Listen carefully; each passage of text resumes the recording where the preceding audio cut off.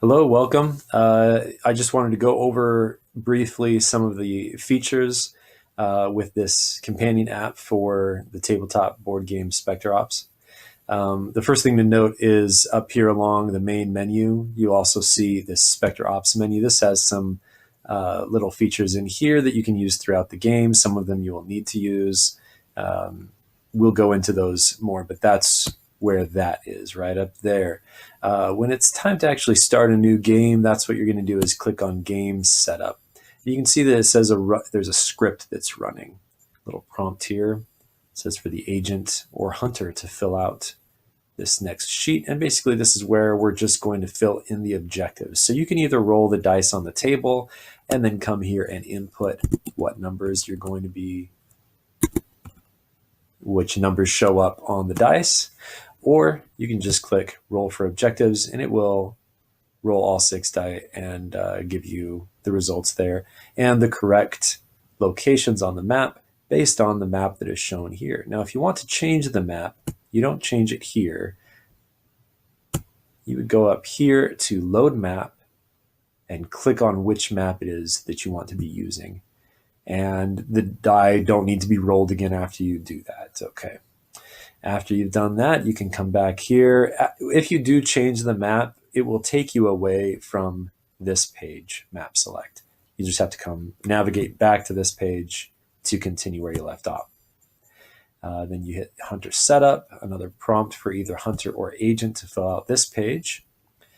And the first thing to do is to select which vehicle the Hunters are using.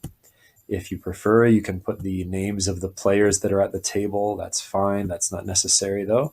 And then you can put in what Hunters have been selected. Very simple to do. And I'm going to go ahead and put in the tracker and the rover. And that is why there are 5 hunter spots here, because with the rover, there are at times with a 5-player game actually 5 hunter characters, including the rover. So that's what that extra one there is for. I know that not all of these down here are all of the abilities of these trackers, or of these hunters rather. The judge, for instance, has clairvoyance, but also has the verdict or something like that. But really, these are the ones that were more important to track when they get used in order to keep the replay of the game making sense when you get to that point. So that's why it's not complete, but it has what is needed for the purposes of this app. So then when you're done with that, click Submit. And then this, of course, is only for the ARC agent to fill out. You can put your name there if you prefer, and then select which agent you're going to be. The orangutan is going to have 8 hit points, right? And that extra 2 plus the normal 6 that you have against 3 or more hunters. Oh, wait. In a 4-hunter game, you start out with 4, so he would get 6. That's always a little confusing. And then I'm going to select which one's going to be the trader, and I'm going to pick tracker.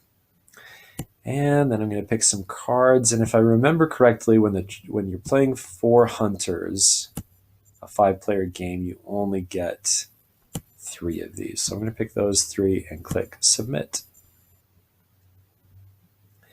Sometimes you'll get these little warnings when you hit buttons. Just click through those. If you get a warning when you're trying to change something that's manually like this is a warning you should heed. Do not change anything in the app. If you're trying to type something in here and it's not liking it, you need to listen and not edit it. If you get those errors when you've pressed one of these buttons or selected something from this menu, go ahead and click through those. Those are okay to click through. Okay? Now, that's going to be it for this video. I'm going to continue on going over in the next video what the map is and how to enter in movement and all these other cells over here. So basically recording each turn on the game for the agent and the hunters.